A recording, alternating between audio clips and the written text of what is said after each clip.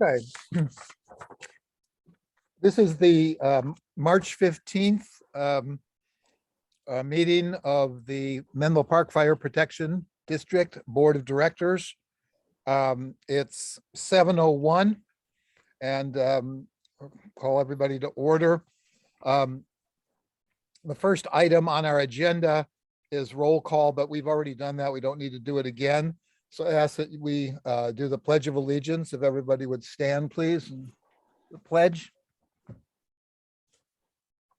I pledge allegiance to the flag of the United States of America and to the republic which it stands, stands one nation, under God, indivisible, with liberty and justice for all. Thank you.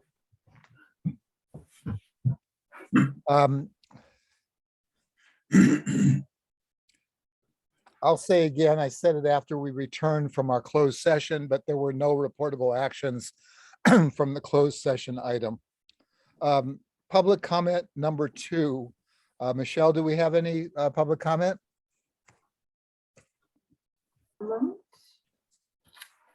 Any member of the public wishes to speak, please use the raise hand at the bottom of your screen, or if you called in from a landline or a cell phone, please press *9. Last call for public comment, and seeing none, Director Bernstein, you may continue. Okay, we'll move to item 1 then, please. The report of the fire chief. Director Bernstein, members of the board, and members of our public. 5 weeks in, and things are going well. I'd just like to share with you kind of an update on the status of COVID. Like the rest of the community, we're seeing a significant increase since our last Chief, report. could you sit please a little closer to the microphone again? Sure. It's very you're fading out.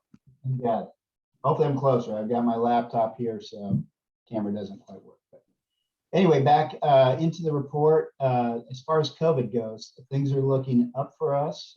Since our last report a month ago, we've had 3 positive COVID cases in our agency. Currently, only 1 employee is out on COVID, and 170 Middlefield, our admin building, is no longer considered an outbreak location. We continue our mandatory testing of all of our employees, and we're seeing little to no impacts on our service levels, especially with our ambulance contractors. So on to consultants. We had an introductory kickoff meeting on February 28th with AP Triton, our management consultants for our management audit. There will be stakeholder interviews after they gather all of the information. We're in the process of doing an information gathering time. Quite a bit of information to download onto their site for them to start evaluating, and then they'll start the stakeholder interviews. Other items, just some things that have happened community-wise of interest. I attended the MPC Ready meeting in February and was a guest speaker at the ADAPT community meeting in Atherton. Also scheduled to be the MPC Ready guest speaker on March 26th. Looking to sharing some emergency preparedness messages with our community members. That would be great. Our Joint Academy started on March 7th. We have 3 firefighter recruits in that academy. Looking forward to welcoming them on board. Hopefully all 7 are successful. Just informational, we have had, I believe it was a 3-year contract with Meta. Had a kind of joint employee with them. That contract is coming to an end as it stands right now. We're not renewing it. Just wanted to make sure the board would have awareness on that. Chief, I'm sorry, I can't hear. I don't know if anybody else is having the problem. I heard you say that we have a contract with Meta, and then you kind of faded out. Got it. Is that an issue with everyone? Yes, Got it. My apologies. thank you. As I scoot over to the side of my screen, I'm scooting closer to my laptop. My apologies, and I'll speak loudly. We have just awareness for the board. We have a contract with Meta where we have a joint employee where we share costs. That contract is coming to an end here shortly. We don't have any current plans to renew it. just it's an awareness issue. Also, we had a county chiefs offsite meeting with all of San Mateo County chiefs and their number twos, their deputy chiefs. That was a 2-day meeting to kind of strategize and set priorities for this upcoming year. Really good, useful meeting. On to our significant incidents. At the time of printing, we had one structure fire, which was a residential structure fire. It was limited to just a cooking fire, a kitchen fire. The residents were not displaced. Good, quick stop by our first responders. In the meantime, we've had 2 additional incidents that I'll share with you that are not on the report. One, if you saw in the media, there was a Caltrain accident with a Caltrain and one of Caltrain's own vehicles, one of the agency vehicles, in which 13 people were injured last Thursday morning. Our role in that was responding our UAV unit out there to assist in documenting the scene, and then also we went out the next day to help the National Transportation Safety Board with some documentation. Really helpful collaboration with them, saved them an incredible amount of time with the technology that we were able to share with our first responder community. And then also we had a fire just this week on Haven Avenue in Menlo Park. It ended up being a glue gun in some materials that overheated, and that, of note with this is there was a fire sprinkler in the building that put the fire out. So really a great attestation to the value of having sprinklered occupancies. With that, that is the end of my report. Back over to you, President Bernstein. Thank you. Anybody have any questions for the chief? Chuck? Yes, go ahead, Jim. Chief, I see the notation is Joint Academy started March 7th. Are we doing the academy with another agency? Yes, that's correct. We have, it's interesting, we're doing the academy, it's kind of split in 2 ways. We're doing it with Redwood City. Primarily, we are partnering with Woodside right now. So we do a combination with Redwood City, Woodside, Central County. Trying to remember who else was in there, maybe one other agency. So there was 23 new recruits in that academy.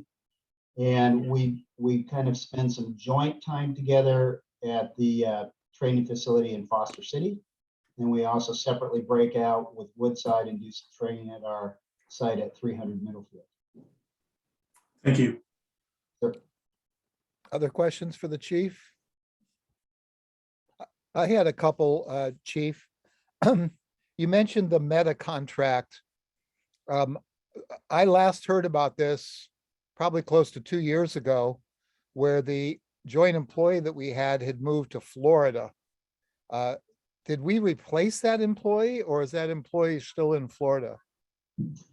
That employee is still in Florida, and that employee has, as the contract has come to its end, has tendered his resignation and we've accepted it. It was a kind of an interesting contract where a lot of the work that the employee did on behalf of Meta was proprietary and couldn't be shared with us. So as it stands right now, as that contract is sunsetting, unless we find some additional value in it, our plans are not currently to renew it. And Chuck. was anything being done for us? That was the challenge coming into it. Now, the stuff that might have been doing for us, that they've been doing for us on the side of fire safety, was interestingly enough information that Meta couldn't share because of security and proprietary issues. So it was really hard to discern exactly what was being done on our behalf. Our commitment to that contract was Meta paid for the salary and we paid for the benefits. So it's really hard to put a value on what we were gaining from that, because a lot of the information, as I have stated, it couldn't be shared with us from Meta because of a variety of different concerns from Meta.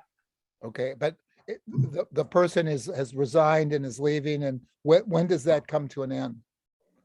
I believe, I think it was sometime in mid-March, end of March. I don't remember the exact date. But it's within the next month. Okay, thank you. Virginia, did you have a question? No, I mean, you kind of asked it. So we have nothing to show for what we paid for. Is that correct, Chief?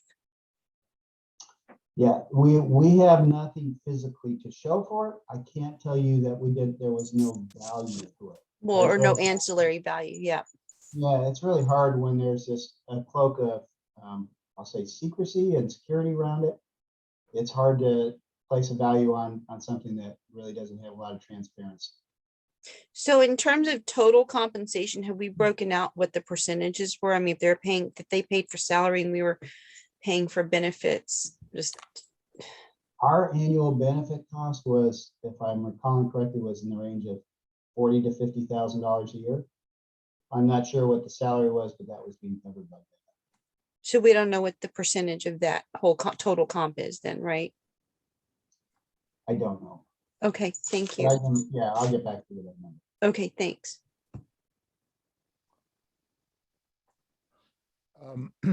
I had a second question about you mentioned the fire sprinkler. I was curious if that was in a single family residence or if that was in an apartment building. Stand by. It was a large single story office complex. Oh, office. Yeah, and judging on the pictures, it looked like it was some sort of art studio. There was a variety of painting supplies in there, and it was an unattended hot glue gun that spontaneously combusted, so to speak. Thank you. Sure. Any last questions for the chief? Okay. Thank you, Chief. Let's move then to item 2, which, excuse me, is the, well, we have the consent calendar with items 2, 3, and 4 on it. Item 2 is the minutes. Item 3 is the treasurer's report. And item 4 is the ongoing resolution for remote meetings. Would anybody like to pull anything off? Rob? Oh, I'd like to make a motion to approve 2, 3, and 4. And I'll second that. Okay, so we have a motion and a second to approve the consent calendar. Would anybody like to pull anything off of the consent calendar?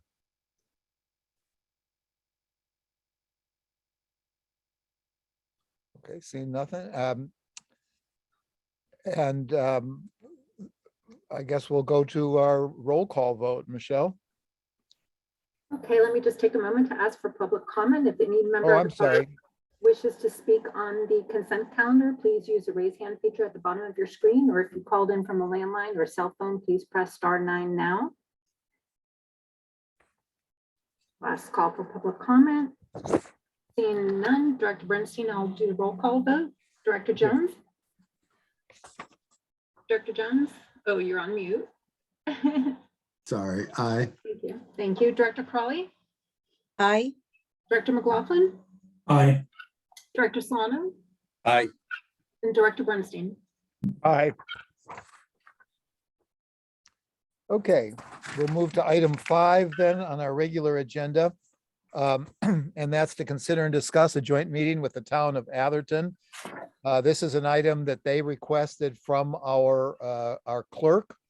And I'm aware that Jim, who is the liaison to Atherton, has had conversations with them. Jim, would you like to give us some background on this? Sure, Chuck. Thank you. I had the pleasure of meeting with Diana Hawkins Manuelian and Elizabeth Lewis last month. And we, among other things, we discussed having a joint meeting. You see some of the topics, the proposed topics on the bottom of this item in the package, and several proposed dates. It's my understanding that Michelle has been in discussion with board clerk from Atherton. Michelle, could you comment on that? I've only had a conversation with him where he initiated that Atherton would like to meet with the board of directors to have a joint meeting, and they proposed some dates, which I sent to you. And so that's the extent of the communication. Okay, So Well- I think we were gonna do maybe a poll and then let them know what the poll results were to see if it would be acceptable to them. all right. I would suggest that, or I would ask my fellow directors, review the proposed topics. If you have any comment on those, or if you'd like to add to that list, please let me know. I plan on meeting with the Atherton liaison, Diana Hawkins Manuelian, after this meeting. I think March is probably pretty well spoken for. I think it is on my calendar. So I think we'd be looking at a date in April.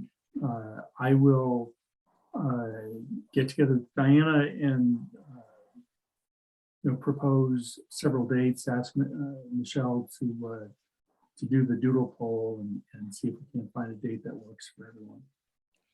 Jim, I wanted to ask the chief to add his thoughts here. As I understand, I was curious what had prompted the request for the meeting, and the chief responded that he'd had a conversation with the city manager, I believe. Could you expand upon that, chief? Sure, just checking, you can hear me loud and clear? Barely. Barely, got it. Trying to figure out where the microphone is on this, but I will move closer again. Yes, I had a meeting with George probably about 4 weeks ago, and as part of it, we probably had an hour-long conversation talking about a lot of ways we could work and collaborate with Atherton, and he had some interest in restoring some of the things we've done in the past with the fire district and Atherton as collaborative boards. So I think that was the conversation that led to that, and his desire to sit down and kind of reconnect, as it's been a challenge over the last 2 years with COVID. I'd just like to ask the question, was there any mention at all of any of the issues of sharing funds or anything like that? So, I mean, there were certainly some conversations about some of the past history. Some of the what? Some of the past history related to our relationship with Atherton, but not that there was any challenges at the current time or moving forward. So it's kind of a more of a kind of a get to know you thing, and some of it was a little bit of history and some information sharing. Okay, That was thank you. the Chuck? nature. I Chuck? got you, Rob. Rob had a question. Go ahead, Rob. Oh, go ahead. I'm sorry. Rob, please go ahead. Oh, I'm sorry. Yeah, I'd like to yield to Jim, since he's the liaison and our chief, to meet with Diana and come up with a proposed agenda and bring it to the full board. And, we'll meet with them what's convenient for all of us. So I would just like to yield to our liaison and the chief and his staff, and to Diana, who's the liaison to the fire board, and come up with an agenda, and then of course come up with dates that we can all meet together. Okay, Robert? Jim, maybe you may or not have appropriate information, but just a point of clarification, if you have the information, on bullet point number 3, it talking about the necessity or not of a brick and mortar emergency operations center. It was the conversation more of a shared operations EOC, or them building their own kind of thing? That's a concept that has been in the hopper for several years. I know I think the city, or the town rather, considered putting one in their new civic center. We had talked about developing one at the Station 1 complex. So I think the concept has been around for a while. So I think it was more, the intention there was just a check-in. What interest does the town have? Do we have any updates on our plans in that regard? I think that's all. It was nothing concrete. There was no proposal. It was more, again, this concept has been floating out there for some time. It was more of a check-in. Okay, thanks. Let me ask, just in response to Rob's suggestion here, and I agree that I think it's be perfect for Jim to continue a discussion about the agenda. Excuse me, but in terms of a meeting date, I'd like to get a sense of the board if you're willing to do this, because it seems to me we can get a meeting date before we have an agenda. If we wait until after we have an agenda, we're pushing something back 2 or 3 months and we're getting into the summertime already and so forth. So my recommendation would be that we go ahead and set a date and not set a date. We go ahead and pursue a date in advance of us approving an agenda. You know, I think that's a good approach. If, you know, I'll start, I'm available every Wednesday in April. But I'm not sure we should do this at the meeting. I was just gonna ask, maybe Michelle could do it and then do a doodle poll and find out availability on a variety of dates.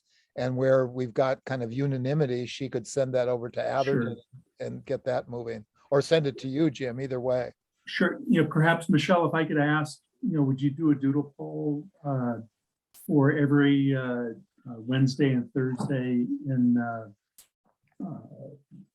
in April, you know, in that 5 to 7 o'clock range? Or I'd say, let's say 4 to 7. 4 to 7, no problem, will do. Thank you.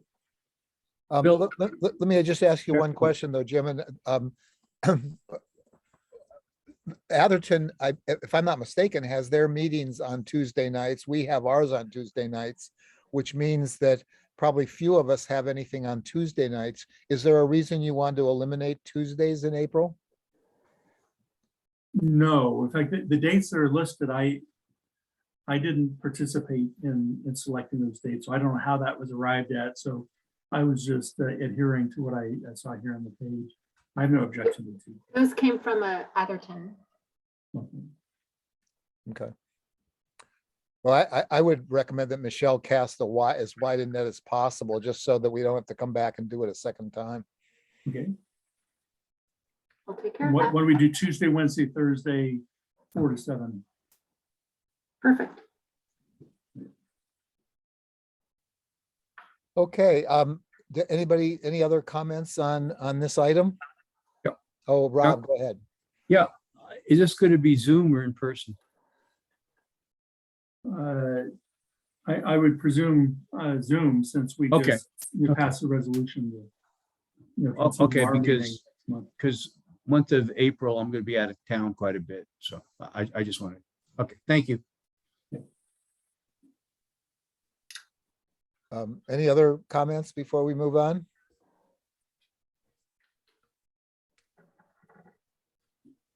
Okay, let's then go on to the item number 6, which is to approve a resolution approving the First Amendment to the employment agreement for the fire chief. Is that from you, Francine? Yes, that's from me. So good evening, Board of Directors. So I'm bringing an amendment before you for review and approval. The background for this change or amendment would be in section 4.4 of the fire chief's contract under the heading retirement. The chief was afforded classic membership under CalPERS due to his previous employment with a reciprocal agency. However, CalPERS has statutory conditions that must be met in order to establish full reciprocity, and CalPERS determines the membership category. So when an employee is hired, CalPERS has certain questions that must be answered that we input into the MyCalPERS system, and they determine what category based on the responses to those questions. So based on Mr. Chief Lorenzen's responses, he did not meet the conditions set forth for full reciprocity and needs to be identified as a PEPRA or new member with the district instead of the classic membership. And the fiscal impact for this change is a cost reduction for the district. The chief is in the safety category. And so for the CalPERS Safety Classic employer rate for chief officers, the rate is currently 25.59%. And for safety PEPRA employer rate for chief officers, it's 13.98%, so almost half. In addition to that, CalPERS sets compensation limits for PEPRA and Classic members. The PEPRA members, the compensation limit is much lower, and this is assessed and changed annually. So for 2022, the annual compensation limit for a PEPRA member is $161,969 compared to $305,000 for a Classic member. However, Chief Lorenzen was hired before the date in which the compensation limit are established. So if Chief Lorenzen was hired as a Classic, he actually would not have a compensation limit, but now would be subject to the PEPRA limit, which is the $161,969 for 2022. So I'm just asking that the board approve the amendment to this contract to reflect Chief Lorenzen's membership category with CalPERS. And I'm open for any questions. Go ahead, Virginia. I'll move to approve the First Amendment to the employment agreement for the fire chief. Okay, is there a second? Rob seconded. Okay, Uh, but I do have a quick question though.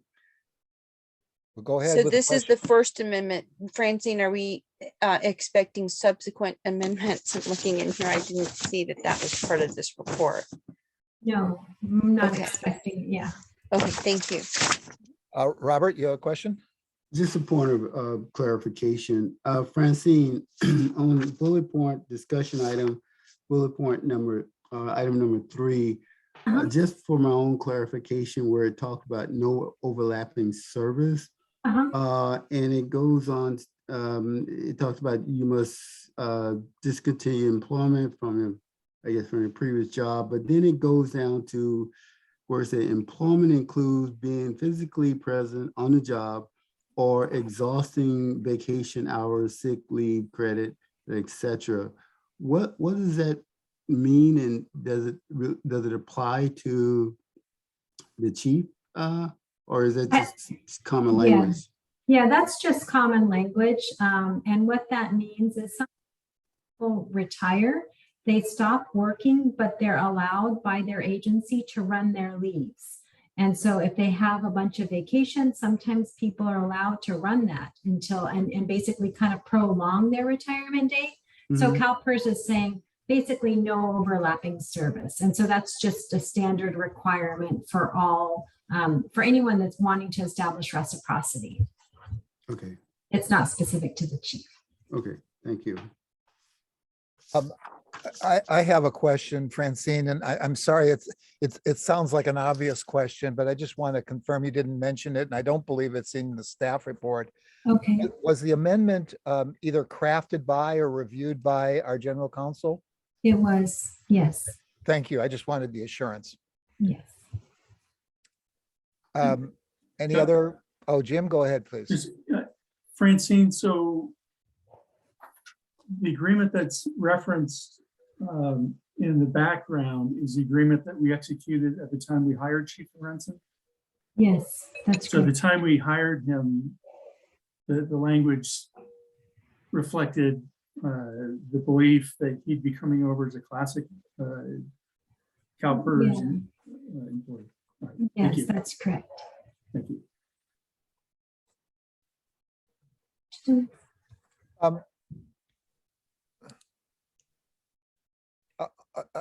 I just want to state, I'm voting for this and I think we need to do it. And it's probably already been done even at this point because he would have been paid already. But it seems to me that that we'd hired him under an understanding that actually offered him more benefit. And I hope that at some point in the future, when we talk about next contract and compensation and so forth, that we take that into account and see if in some ways we need to do something different to acknowledge that this is less than what he accepted when he accepted employment from us. So, Understood. Thank you. Okay, we have a motion and a second. No further discussion. Is there any public comment on this item? If any member of the public wishes to speak on agenda item number 6, please use the raise hand feature at the bottom of your screen, or if you called in from a landline or a cell phone, please press *9 now. And last call for public comment. And seeing none, Director Bernstein, you may continue. Please, yeah, proceed with the roll call vote. Thank you. Director Jones, Aye. Director Crawley, Aye. Director McLaughlin, Aye. Director Solano, Aye. Director Bernstein. Aye. Motion carries 5-0. Okay, we'll move then please to item number 7, which is to discuss the report by Constant Associates on the review of emergency management and community preparedness services. And this was an item that had been referred to the Emergency Preparedness Committee. And Robert is the chair. Do you want to start and make any comment about the deliberations or points that were raised in your meeting? Sure, Chuck. There's only one thing that we talked about and really came out of our meeting. We really didn't get into the substance of constant report. And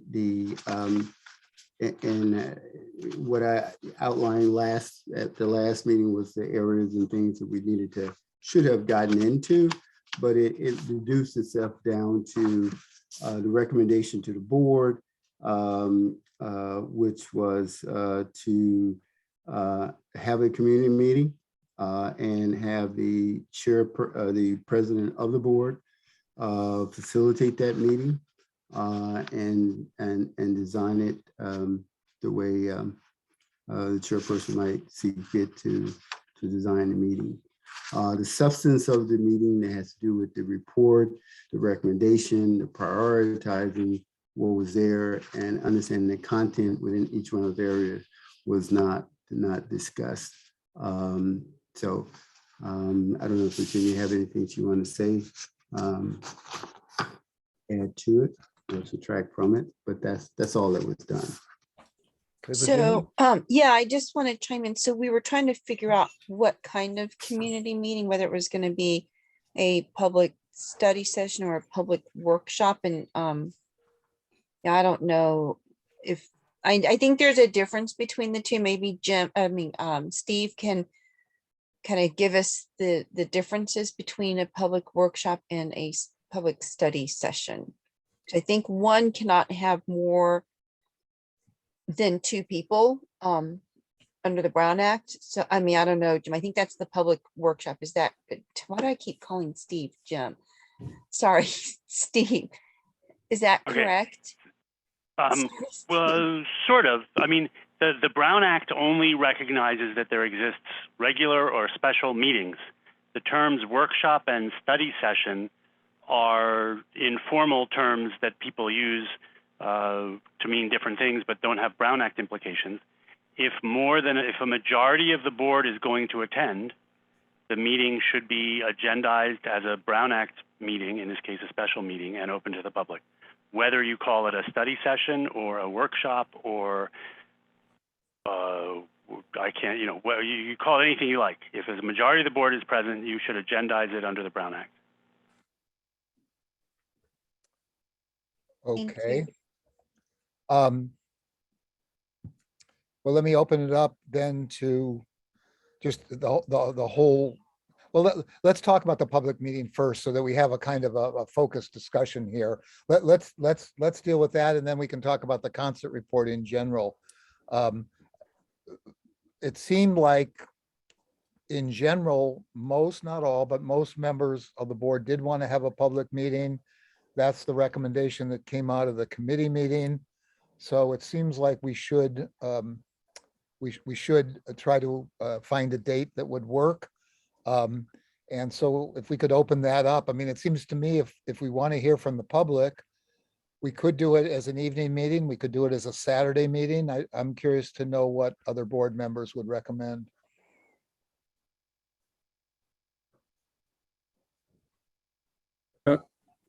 Go ahead, Rob. Yeah, thank you. I'd like to propose a meeting as we did the last time and invite these volunteer groups that have direct association with our district and with our OEM program.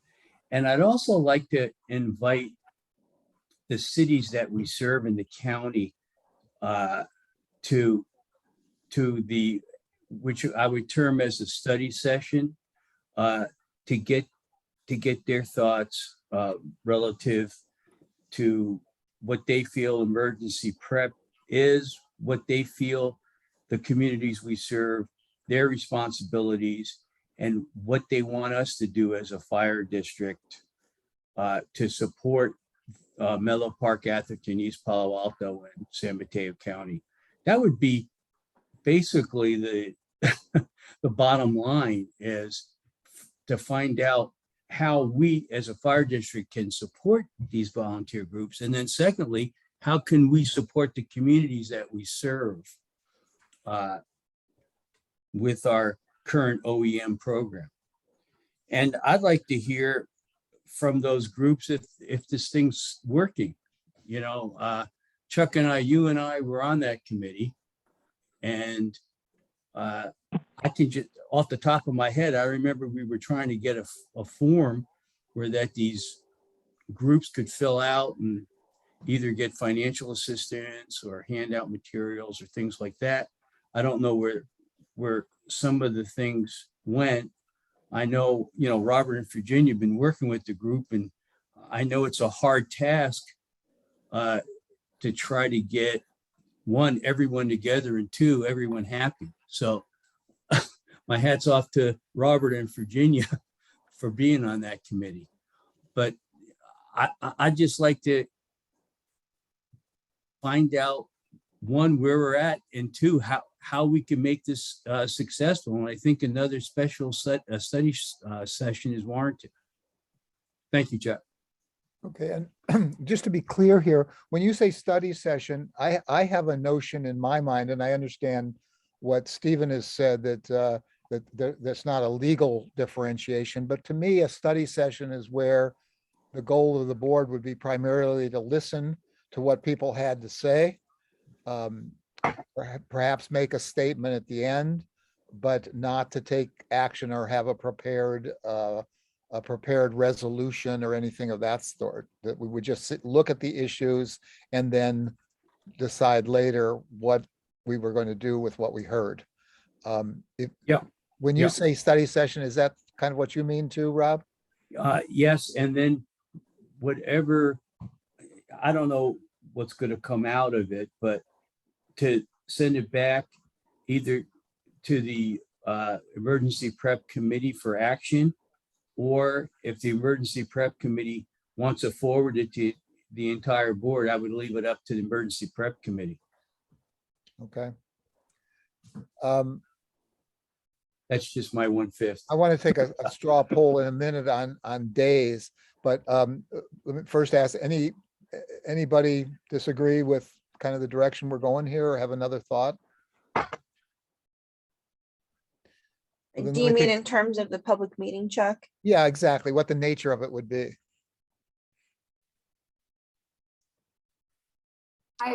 Michelle here. I just wanted to clarify that there is a section in the board policy manual on study sessions. And it does, I don't know if it's important, but I do want to let you know that it is in your policy manual if you want me to read from it, or if you just want to look at it later. Well, why don't you go ahead and tell us what a study session means in our policy manual? Yeah, it's brief. It says study sessions may be scheduled from time to time to allow the board to focus closely on a particular subject. The notice and agenda requirements for a study session are the same as those for a regular board meeting. A study session may be a closed meeting if it meets the requirements. No minutes are required for a study session. No action may be taken at a study session except providing direction to staff. And that's it.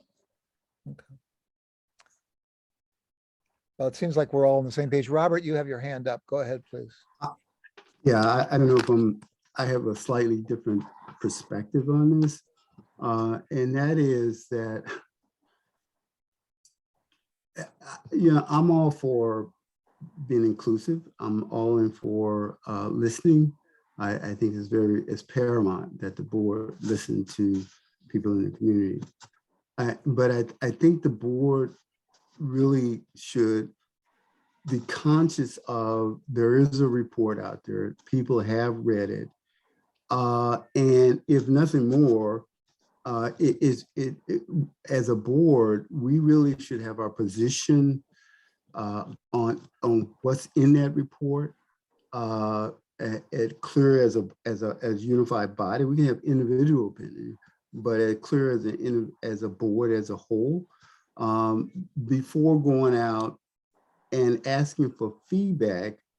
If you're going to ask for feedback on the report itself, or you're going to get feedback from groups or individuals on what their thoughts are about disaster preparedness. That's a loaded question, and we don't have that kind of meeting before. I think we only had 2 of them. We haven't had it, and so the context is very important, I think, in terms of if that community meeting going into it. And if the board doesn't have clear positions on it, it seems as if we may be adding for more, disagreements or aggravations by the community as to why we have not, that we may not have a position or understand that report in itself and how it may or may not relate to the community. So that's all I want to say. I just caution us on that. That's all. Okay. Well, let me come back to the issue of a format here. If I could just take a straw poll thing here, trying to decide whether we would want to have like a 7 p.m. meeting on, I don't know, Tuesday, Wednesday, Thursday night, or whether we'd want to have a 10 a.m. meeting on a Saturday. So those are the 2 things I'd like to get kind of a sense of. I'd like you just maybe to raise your hand. So if you could sort of pick one or the other, what would you prefer? The Saturday venue or Saturday schedule, or the evening schedule? So if you could just a show of hands, how many think the Saturday would be a better time to have the meeting? I don't see any hands for that. How many think that then the evening time would be the better time for it? Okay, Robert, Virginia, Rob, and Jim, I don't, so I have to scroll to see you here. Is your hand up also? Yes, it is. Okay, well, and I guess I agree. So we can dispense with at least the format thing. We'll try to have an evening session. And I'll go about setting that up and kind of following the direction that Rob had laid out about inviting some different groups to speak and so forth. Although I realized that in saying that what Robert was just saying really is quite different. He feels that we should be clear on what we want to do before we schedule a meeting on this. Jim, I saw your hand up. Go ahead. But if, at your pleasure, Chuck, if you're ready to discuss the report, I have some comments I'd like to make. Well, I want to start it, but I want to make sure about the meeting, because I've just said something that again runs counter to what Robert just said, and I don't want to leave it Okay. hanging there. Maybe I could just even get, how many feel that we need to have our positions absolutely clear before we have this meeting, or that we could listen to the public's input and then come to a decision? So how many would agree with Robert that we ought to be absolutely clear where we're going on this before we have the meeting? Robert, I see your hand. Jim, is your hand up? I don't. No, Okay. And how many feel that we should have an open meeting and just listen to what people have to say. Okay, so it looks like it's everybody else. Okay, so we'll have the open meeting before we actually finalize positions on it. I will entertain, I know I have at least one public hand up here. And Lynn, I'll recognize you now if you'd like to speak on this issue of the format of the meeting. If you want to talk about the report, I'd like to have you save that. Could you clarify what it is you like to address? Give me one moment while I have to unmute.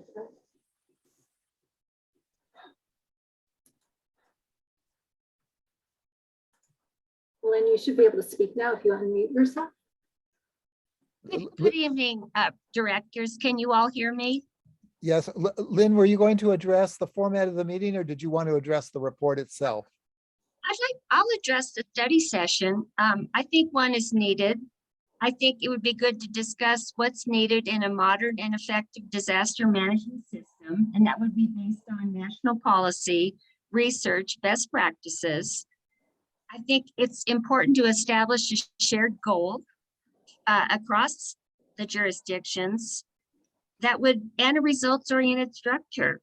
So these aren't necessarily in order, but kind of discuss how we can work together better. Because right now, I would say the approach is fragmented and there's a lot of silo approaches along with the lack of transparency and accountability. And then a discussion of what's in place, not in place. So who is doing what and what are those gaps and how are we going to close them? And even take a baseline of community capabilities. I mean, these are a lot of topics, but, some kind of meeting to move us forward.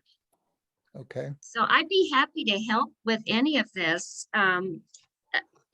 You could also do things in parallel to move forward. You could, for example, require that the fire district's OEM program apply for accreditation if you wanted to do something in parallel. I think that's a little bit afield from, let's stay Okay, on the okay. meeting here, please. Okay, Okay, then, I see the hand of Michael Taylor up right now.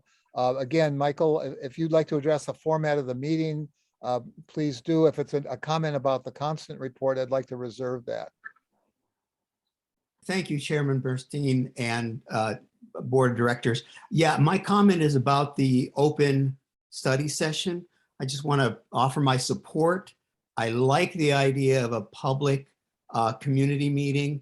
A study session is great. I also like the idea of inviting the three agencies that the district serves, making sure that Atherton, Menlo Park, and East Palo Alto are in attendance with the public at that meeting, just so that we can all, again, get on the same page, and then possibly review the report at some level. That's all I have to say. Thank you. Okay, and I just want to mention, just to make for us to clarify, that we actually have 4 agencies that we serve, because we serve part of San Mateo County, the southern part of San Mateo County also. So I would certainly reach out to them if they wanted to present as well. And there are some budding community groups in the county area as well. So that's another possibility. You're absolutely right. My apologies. I just wanted to be clear because I didn't want it to pass by without a comment on it, but thank you for your comments. Any other public comments, Michelle? If any member of the public wishes to speak on agenda item number 7, please use the raise hand feature at the bottom of your screen, or if you called in from a landline or cell phone, please press *9 now. And last call for public comment. And Director Bernstein, you may continue. Okay, so let's now open it up to the larger issue of the constant report itself and the review of the emergency management and community preparedness services. Jim, I promised I'd come back to you for that. Yeah, thank you, Chuck. Last year, the board commissioned this study to address a lot of the issues that we just agreed should be, part of this study session. I for one am very disappointed at the work that was done. I found it to be lacking and inadequate and needs a lot more development. I'm reluctant to go back to the consultant that I feel missed so badly the first time around, to ask them to revise it. When we're presented with these reports, and I believe at the last meeting it was presented to us for our acceptance. I find it to be so lacking, and I'm not going to recount all the things. I've already done that, in a previous meeting. Some of the factual issues that I think are just flat wrong. I think the board should explicitly reject this study. It's done. It's a public document. It's out in the public domain. People can attach whatever significance or meaning they wish to it. But I think as a board, we should distance ourselves from it. So, is my thoughts. Other board member comments? Go ahead, Rob. You're on mute, by the way, Rob. Thanks, Chuck. Yeah, I have to echo what Jim has said. There were a few areas that I thought I was looking for when I went through the report, and probably the two main things. One was the California statutory requirement for emergency preparedness rests with the cities and the county and doesn't rest with special districts. The second was the DSW designation. It was peripherally mentioned, but it wasn't mentioned in a way where we as a special district can afford those protections.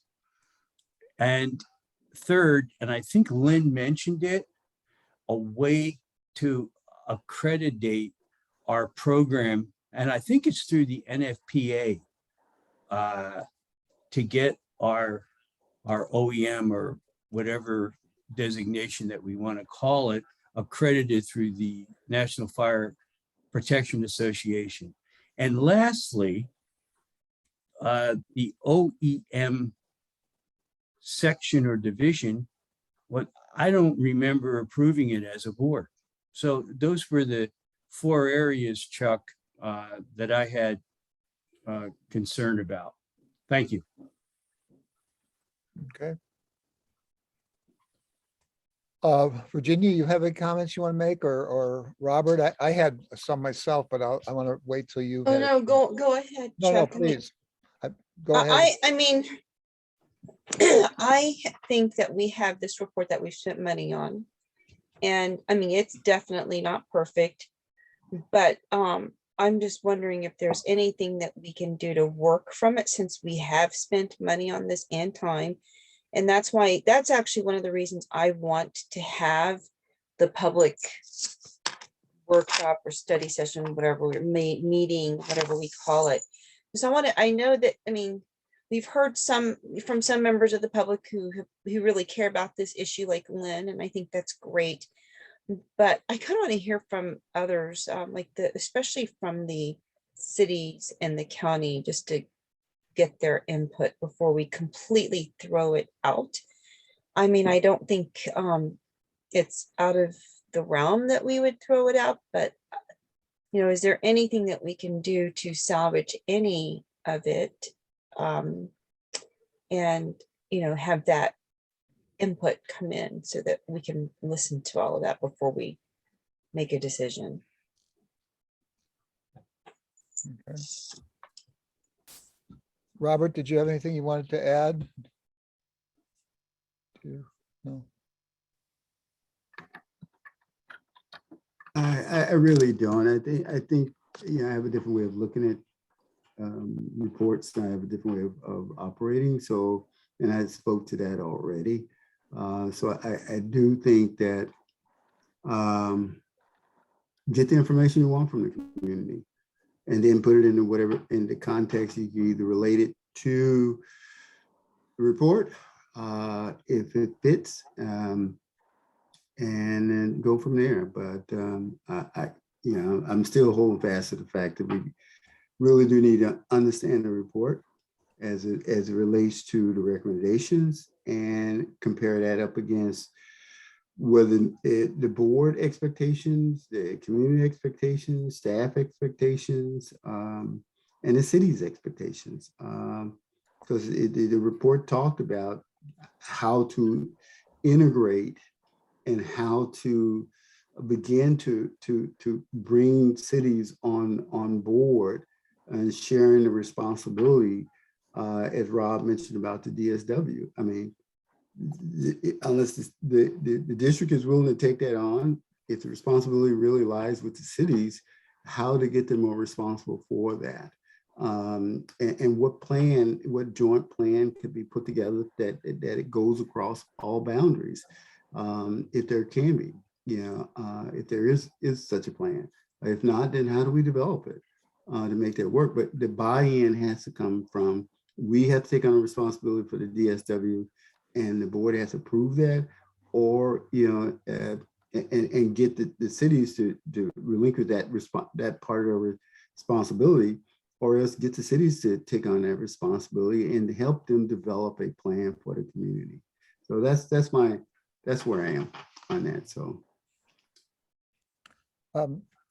yeah, I wanted to add something here. I spent about 10 years of my life after I got out of business school being a consultant and writing reports and so forth.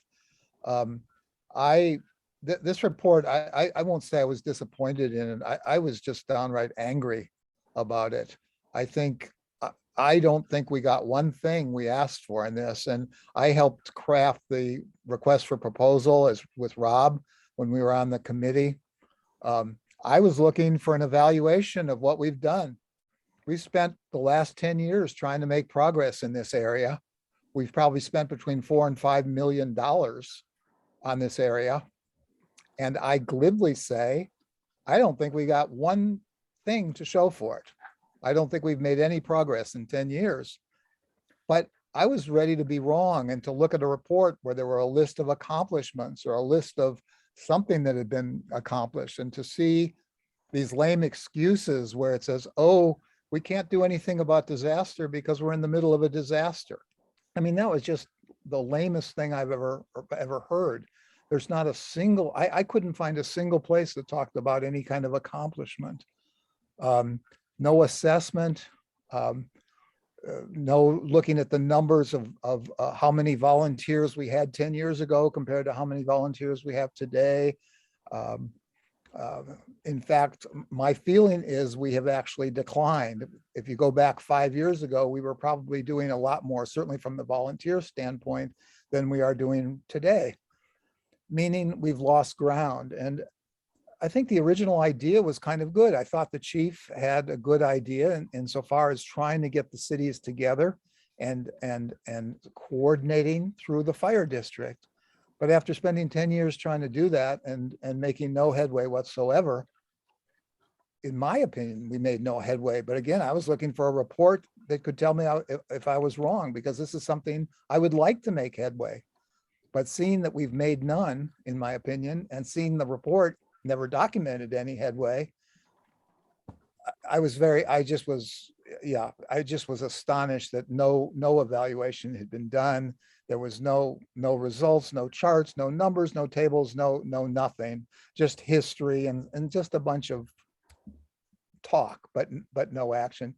And then some of these conclusions, I just felt like the consultant or consultants had really an attitude problem. I mean, essentially, they accused the board of not staying in its own lane. Like we had no business, trying to direct something that would benefit our communities, suggesting that this was all just communication problems, and that if we communicated better, everything would, I just felt it was just so off base, and provided absolutely nothing. I'm sure it's too late to do anything about it, but I I'll tell you, if I had hired them as a private employer or something, I wouldn't have paid them for the work. Because again, I don't think we got one thing that we asked for. If you look at what the request for proposal, if you look at what they promised to do, they didn't do any of it. And yet we went ahead and paid them and so forth. I don't know if it's worth paying any attention to it or not. I thought the recommendations were those sort of pie in the sky. Wouldn't it be nice if we could talk to each other? Wouldn't it be nice if we were respectful to each other? Wouldn't it be, and so forth. And it was just sort of Pollyannish nonsense. We had a group of professionals working on this. We spent 10 years doing it. If they don't know about communication issues or talking to people, I don't think we can change that. So I felt the consultants did a bad job. I felt the staff did a bad job at managing the consultants, and it made me angry. We wasted a lot of money. I wasted time even trying to develop the information. So I was angry at the loss of opportunity here. So I wish I could say one nice thing about the study, but I think the idea that we have next, which is to go out, it's possible. I'm willing to be wrong here. If I hear from the public that they think there's some good ideas, if they think that there's some recommendations that are important, I'd like to hear that. Because if we could kind of get some kernel of value out of it, that would be great. But at this point, I don't see what that is. Jim, please go ahead. Chuck, I echo your sentiments. I think there's similar views on the report. My concern is that I don't want that report to become or regarded as a framework for discussion to guide us. And I think I'm going to make a motion that that the report that was delivered by Constant be deemed a draft report. And as such, it doesn't have the weight of policy. It doesn't have the endorsement of the board. It's a collection of thoughts, ideas, concepts that, some people may find some value in. But again, I think it's important that we distance ourselves from it and be able to say, hey, it's a draft report. It does not reflect the views of the board. The board does not endorse its findings and has problems with it. So, I will make the motion that the report delivered by Constant be considered a draft report. Okay, so we have a motion from Jim that the report be considered a draft report. Do I have a second? Second. I'll Rob, second that, but I had my hand up too, Chuck. I'm sorry, I saw Rob you had your hand up before the second, so I just was asking for the second. So let me take Rob as the second, and then I'll call on you, Virginia, for your comment. Chuck, I'll yield to Virginia since she is on that committee. Okay, Virginia, I'll take you as a second then. Yeah, I'm fine with having that as the draft report, but I just want to make it clear that no report is really ever binding. I've always thought that this report was, just more of a suggestion and recommendations. We don't have to do anything with the report, right? So, if you want to call it draft, that's fine. I understand that, and that's why I'm seconding it. But I just want to make it very clear that nothing in the report binds us to anything, whether it's a draft or not. Okay, other comments about the report, the motion?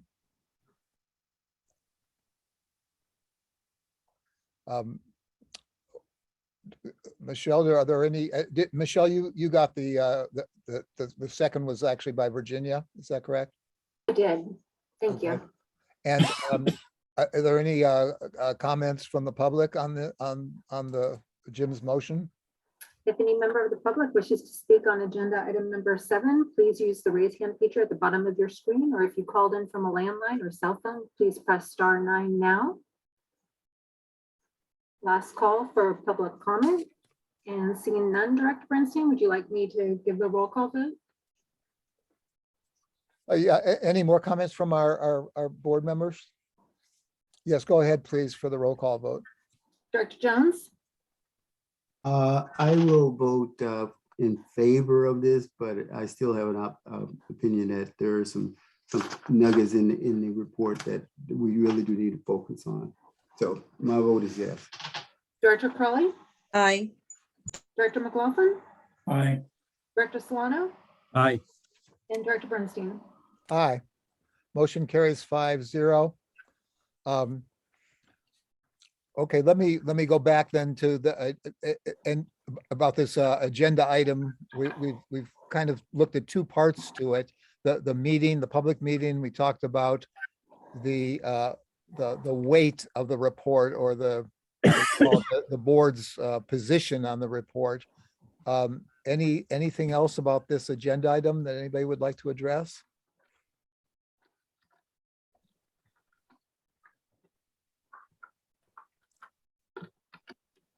And I'll go back, since I asked the public before for comments on Jim's motion, I'll go back for any more comments on the item as a whole.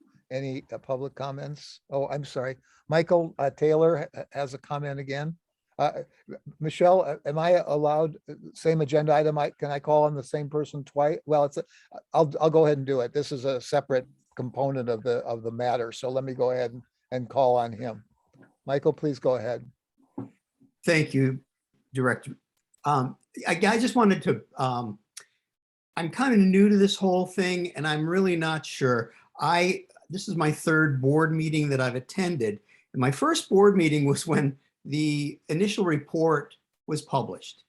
And not knowing the scope of work that was assigned to the consultant, I read the report and I thought it was a poor report.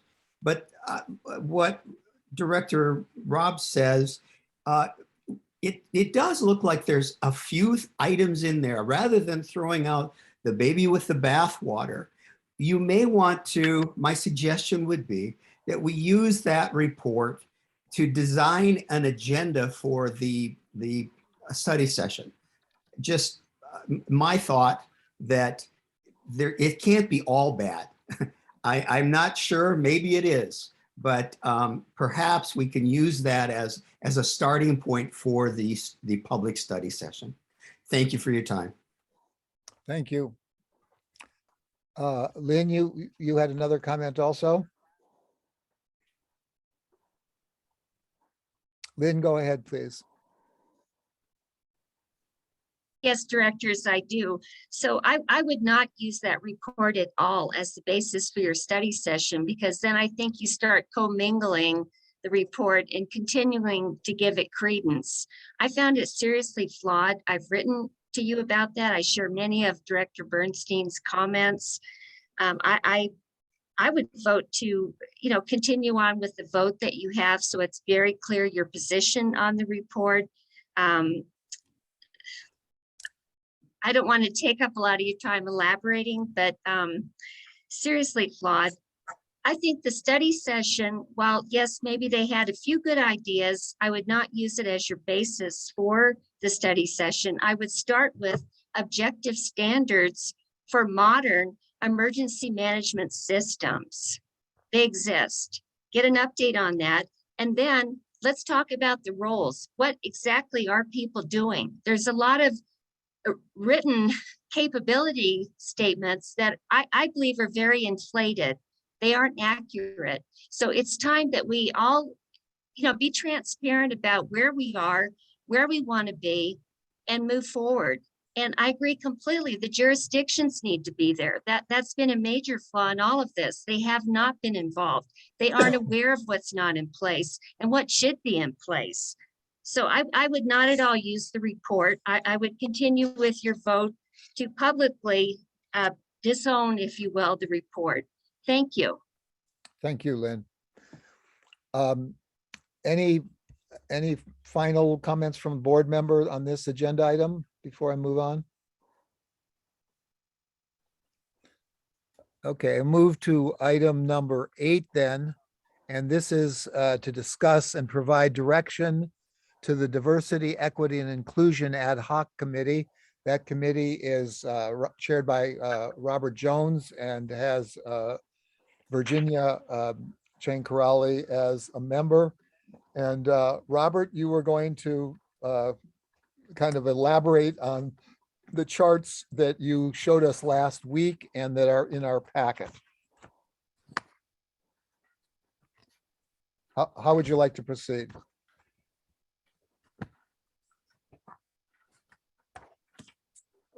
Director Jones, you're on You're mute. muted. I've been talking my heart out here. Nobody's been listening. Okay. Sorry about that. I just want to, I wrote a few notes on the meeting, just kind of bring us up to stuff as to, what was discussed. Because it's pretty much referring back to the last meeting. But we did meet, our group did meet on February 23rd to discuss the role of the DEI ad hoc committee and the various ways in which the committee could support and promote a cultural focus on diversity, equity, and inclusion. The long term, we saw that in the long term, the committee itself objective is to create a strategic action plan with measurable results. This is important. We thought to the future of the district, the employees, and the citizens we serve.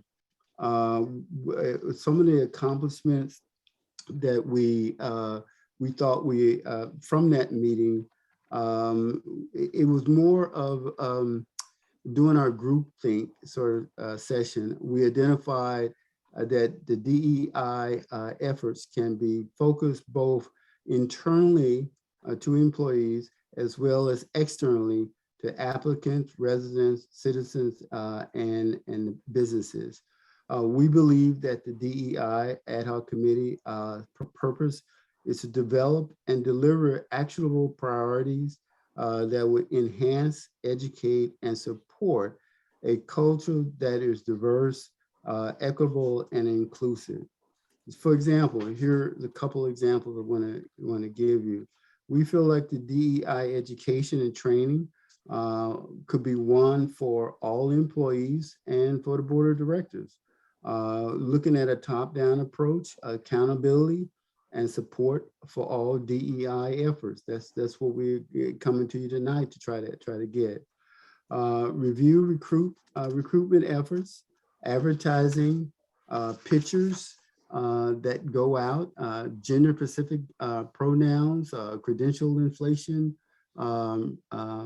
outreach for underrepresented community is another holistic approach we want to try to see if we are actually adhering to some of those particular already stated policies that's out there.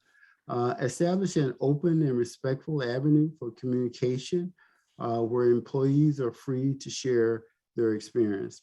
We also wanted to review external forms, policies, and communication to ensure multilingual access. There's accessibility for everyone. So our recommendation to the board is one, that the board of directors, we get a general agreement on the description of diversity, equity, and inclusion. So I'm hoping that everyone had a chance to look at the information that was provided in the packet that was directly taken from a particular source, that we can get a general agreement feeling that, yes, this sounds like that we can live with, or I can live with, and think that this description is something that we can adhere to. And from that, we're hoping that the board will be able to, through giving us some direction and agree upon what the committee purpose is, so that we can kind of stay focused on that if that's the wishes of the board. So in a nutshell, the document you should have in front of you is a description that says diversity, equity, inclusion, DEI, and it gives a definition for that. Another document that you have before you is a purpose, committee purpose statement. And I'm hoping that everyone had a chance to read that and give us comments from that. Those are the two critical documents. The other document that shows it was shows you the progress or the method of approval that we wanted. The only thing that's not in your packet, and it will be forthcoming, is we'll be looking at a timeline, a schedule to make all this happen, to bring it forth. So with with timelines and milestones that we can all agree upon. So in a nutshell, that's pretty much is what I wanted to say, because I know everyone knows that this whole notion about diversity grew out of the 60s, and it through the Civil Rights Acts of 64, where employment, trying to get people equal opportunity employment into companies, and from there, that's where all of this started and just have mushroomed and expanded over the years. So with that said, I will, unless there's specific questions people want me to answer, I will, but I'll leave it there. So Chuck, I'm not sure what else direction you wanted to go with, because I know you brought forth having this particular committee. I'm not sure what direction or ideas that you wanted to bring forth now at this point in time about it. Well, let me just suggest, I wasn't sure what the committee, I was really reflecting on the fact that these issues had come up in the past while the board was involved in various things. It probably came up the most during our recruitment process for a new chief, but they'd come up in some other instances as well. And it seemed like rather than have them come up when we were trying to solve a different problem, that maybe we ought to just address them head on preemptively and hopefully make some progress or make some changes or something such that they didn't come up in the middle of like a recruitment process. So that was really my goal on this. As I think about the kind of work of the committee, I could see, and I'm sure there's more possibilities, but I could see two things. What you've laid out for us right now is kind of starting at the top with some definitions and Broader, general approach. Right. But the other approach, and I'm not saying they're in competition, both approaches could happen, but the other one would be to actually look at practices that are real practices today and just have us actually look at some of these and say, would these have relevance for us? And I was impressed, for example, during the recruitment process by some of the experiences that were related by candidates, and specifically even our new fire chief, talking about some things that were being done in the counties there and things that other people had experimented with. So I could see us coming from it from a number of angles. I don't know. I think this is something that I'm hoping your committee can resolve. Well, some of the things that we have, some of the outcomes or some of the information we want to bring back to the board. And one of them is, so like, we wanted to look at, do an analysis in terms of trying to solicit feedback from employees, for example, through a pulse survey. Kind of checking the pulse of the fire district. And these can be done by conducting some diversity audits. I mean, these are things that are pretty typically done just to kind of get an idea and a feel of where we are, and where are the gaps, and what do we need to improve upon. We may not, there are certain things we do well in the district, and then there are other things that we may have to look to try to stretch ourselves to do better at. I don't know what the recruitment is like. I don't know where to go. I don't know the outcome from it. I don't know, are we at hitting all their bases to cover as much ground as we can to try to be inclusive as possible. I know one of the things that we talked about, we mentioned about moving it internally, moving staff, trying to get staff moved from the lower level battalions and all throughout the ranks to maybe one day wanting to be the chief and of the fire department. But there was the issues about age and about whether people what kind of age, does the age have anything to do with it? People get comfortable, are they afraid at a certain age? I don't know.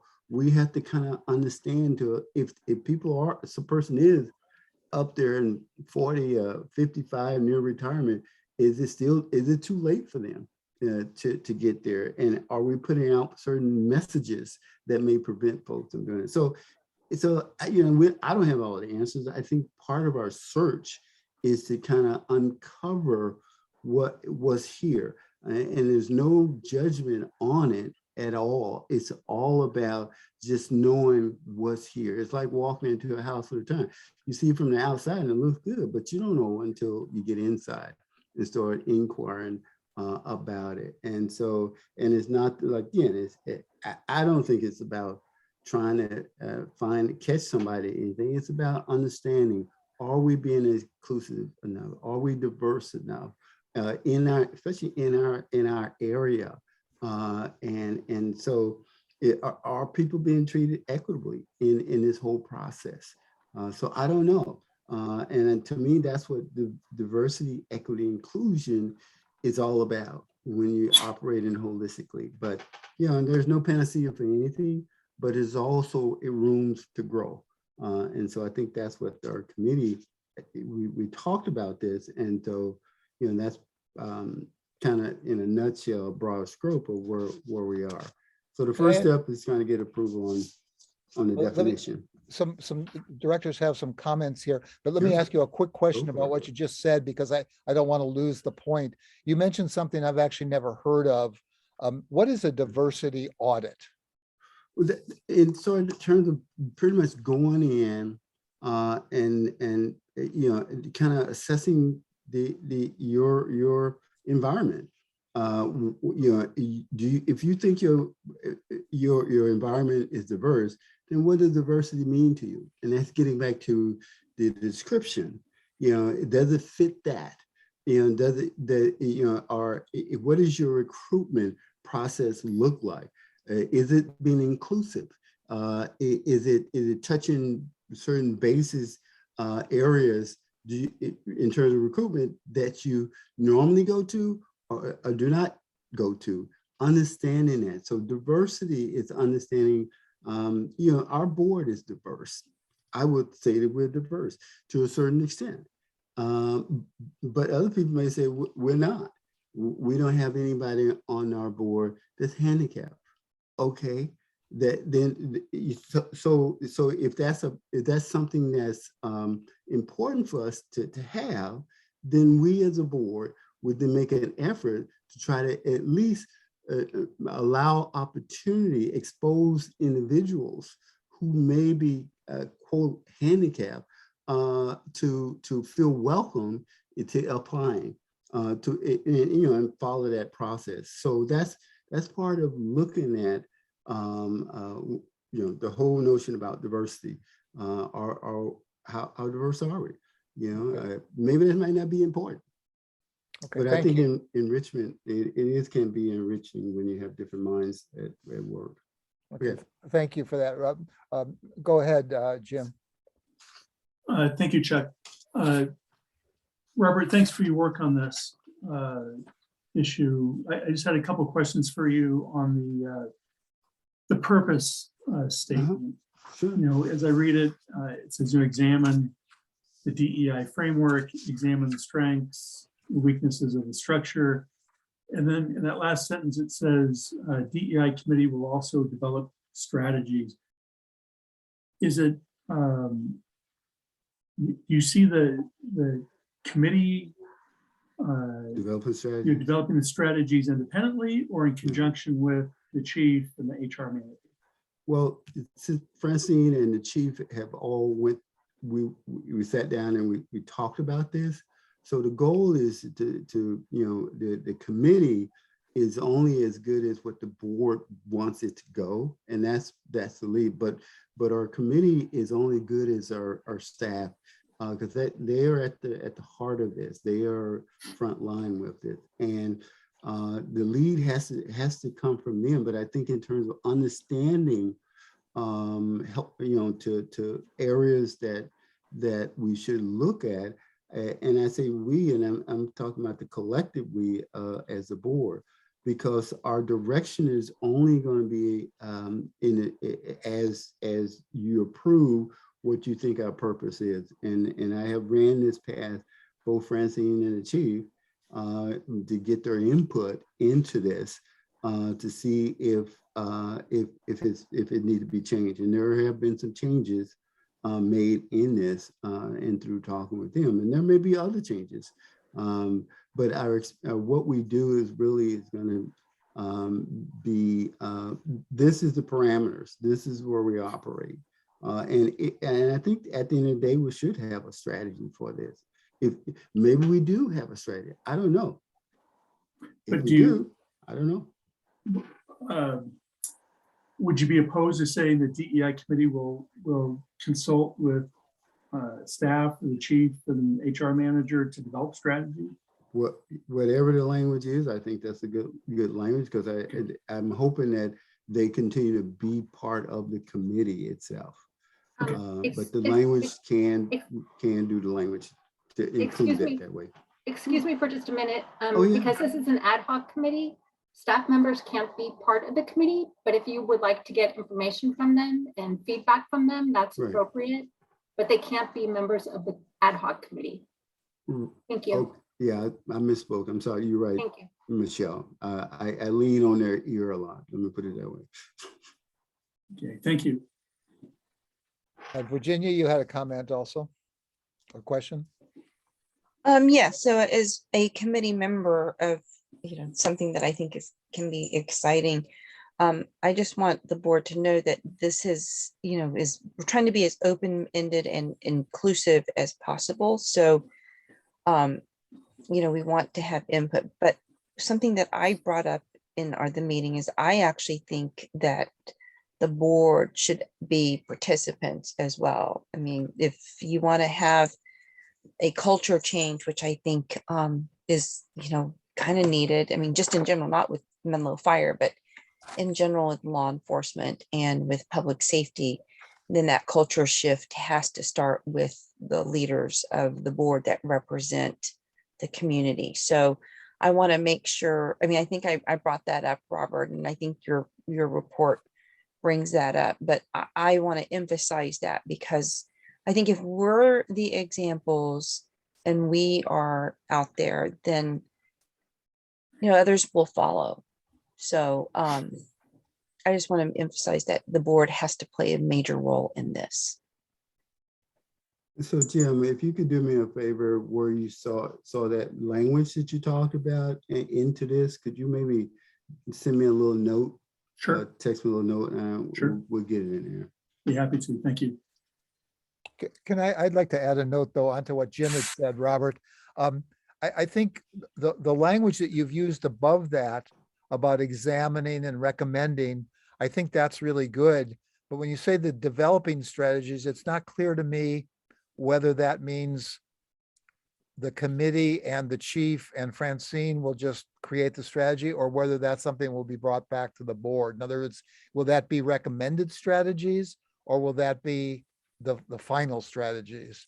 And I guess, I mean, I have, I'm looking at, I'm trying to figure out. I'm still looking at that last sentence. It says, in addition, the work of the DEI committee will also include developing strategies. I'm just not sure what developing. I would prefer to see the word recommending strategies rather than developing.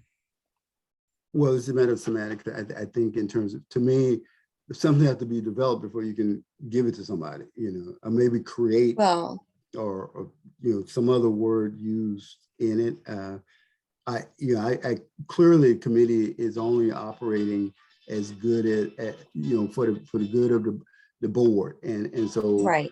the language is pretty much. It's just different, a little bit different than up above. And so I thought maybe there was a reason that it was What different. we do, Well, so can I chime in for a second? Robert's kind of, help it. Robert, I think your connection is a little weak. We're not able to understand, Robert. The words ended up being slurred. I'm for a moment. Oh, I'm saying, what, can you hear me now? Yes. Yeah.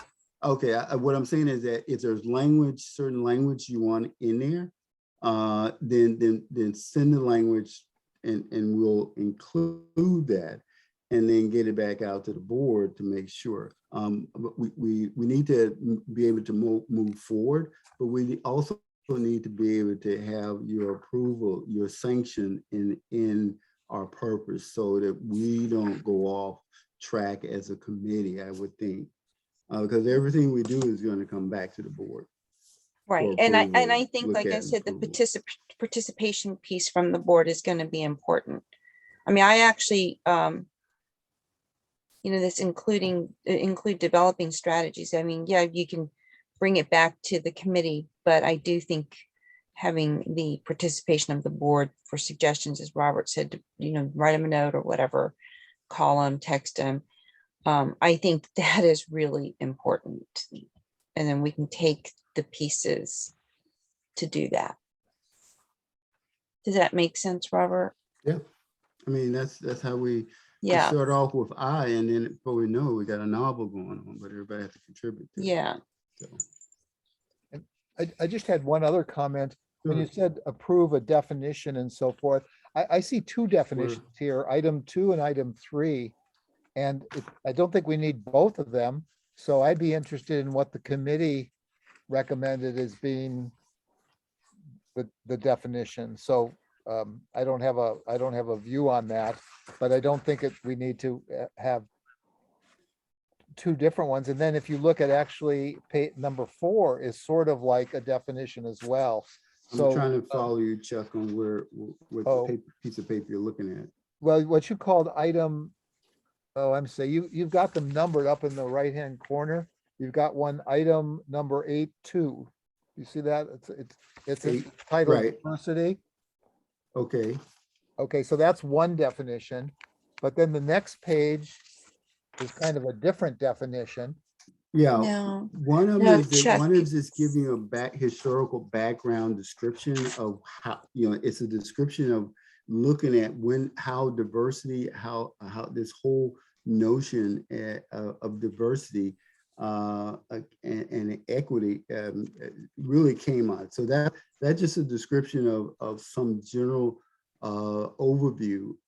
And so what I did was, first of all, trying to get a dictionary understanding of what that really means. And below that, where the description is going to try to put into a historical context. But the author of, if you see the author of this particular sheet, I read several and talked to several different people. You've frozen again, consultants of Director who does Jones. very simple. Oh, Okay, you're back. try to get, I had to do a little wiggle. Try to get a description that may be something that we can all buy into, that describes what we thought was what diversity means, what equity means, and inclusion. But if someone else have a different description, please let us know so we can mull that over and put it into the mix. But this is what we will, this here is what we are hoping that we can get your, consensus on, approval on to move forward. Because whatever we do, we're gonna make sure all we fall in these particular guidelines in terms of examining what we do. Does it fall in that particular category? And if it doesn't, it's just a barometer for us. So we don't get so far out there that and bring you stuff back based upon some other definition or description that, it's not something you approve. Does that make sense? Maybe not. Would you like something more from the board for tonight, or do you feel like you have enough input? I mean, is this sufficient for you? Well, I think the committee would love to know, to say that, looking at the comments that you made on the, talked about in terms of committee statement, integrating those comments that you made and Jim made, anybody else have any comments, we'll insert that here to just kind of get a head nod would be okay. Yeah, okay, go. Go committee. This is where we want you to go. This is where we want you to operate on it, as well as a head nod, if nothing else, on the whole thing about the area about the description of that's in here. So that's all we need, is just get the head nod. You don't have to go to a formal vote. Just head nod, or just look at, just even raising your hand. Okay, go. And so we got our signal. Well, I'll just say from my perspective, I think it's going in the right direction. And I think the idea of the committee developing, or I don't want to use the word developing but kind of thinking about developing and then recommending strategies in conjunction with the staff, I think is the right way to go. And so I think it's on the right track. And I think it is good to define your terms so that we know what when we use a word, what we mean by it. Yeah. Because people tend to push DEI altogether like it's all the same, but the diversity and equity aren't the same thing. So it just helps to know what you're talking about. So I think what you've done is good. Yeah, I think Francine and Chief got some great ideas that, so I think we, they own it. So we just gotta, hang on and ride with them at this point. So. Any other comments from other board members?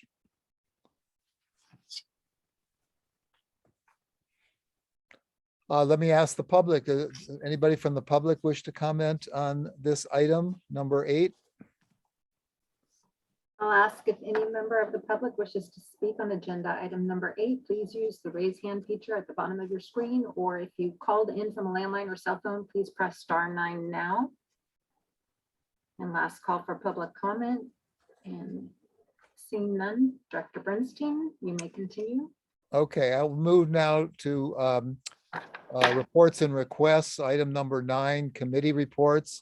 Robert, you kind of reported already from emergency preparedness. Do you have another report or additional things to add? No, I think I've said all I had to say on both these items. Okay. Human resources. Rob. Oh, okay, I'm here.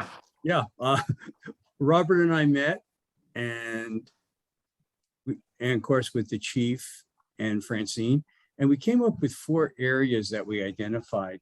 And our first area is going to involve the educational incentives for not only firefighters, but civilian employees also. So that's first on our committee, and we will forward the recommendations from our committee to the full board.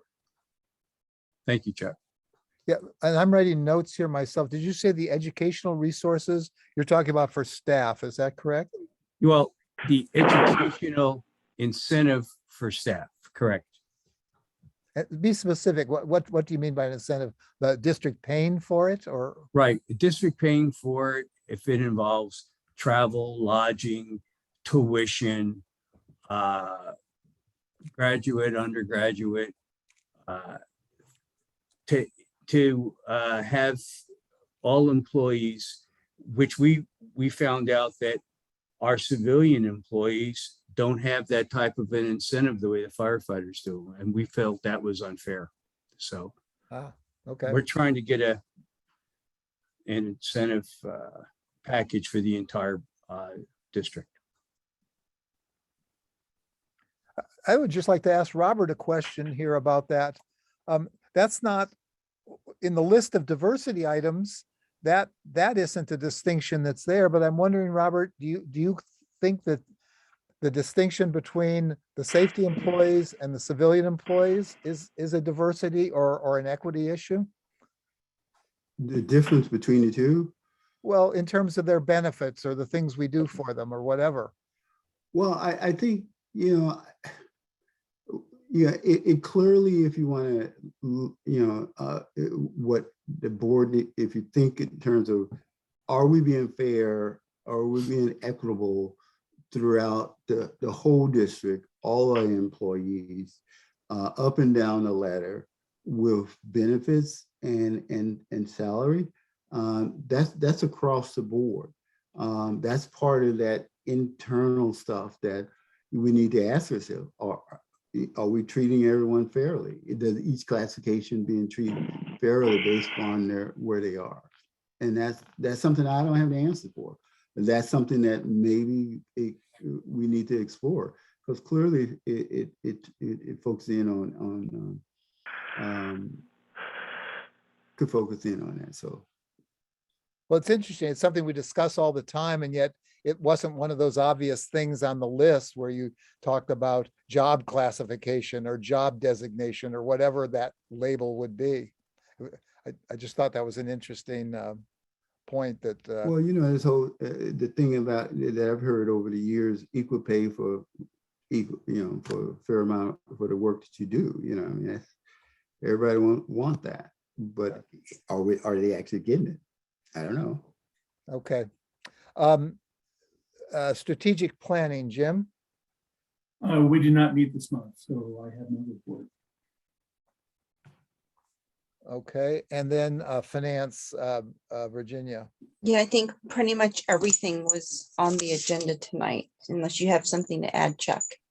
I don't. So thanks for approving everything. Okay. And let's go to the liaison reports. And I just wanted to make a note. I meant to mention it before. We actually, the town of Atherton solicited our interest in a joint meeting, but this then sort of was a stimulus to me to be thinking about trying to set this up with East Palo Alto and Menlo Park and perhaps even the county. And I just wonder if maybe you could address that for a minute. What do you think about that? Should we be trying to have meetings with the jurisdictions? Robert, go ahead. I think we should. I don't know if everybody know that the city manager has resigned from East Palo Alto. So, I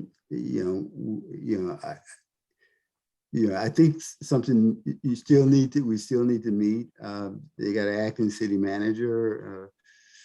We got an acting police chief. So it may want to stretch out to one of the council members to kind of solicit their encouragement to meet.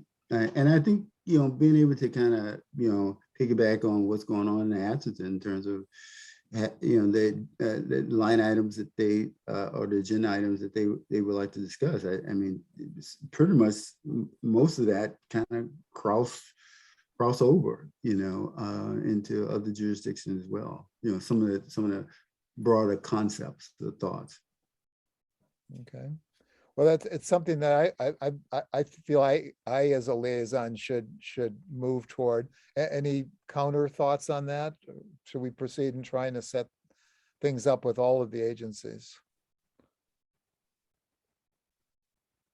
Well, hearing no objection, I think we should move in that direction.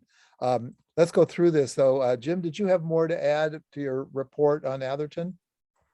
No, I'll be getting together with Diana after this evening, and Michelle will float some dates and we'll find a date that works and finalize the agenda. And again, if you have anything you'd like to be considered for the agenda, please let me know. Okay, and then I've been a little bit negligent here. I have East Palo Alto and I don't have anything to report.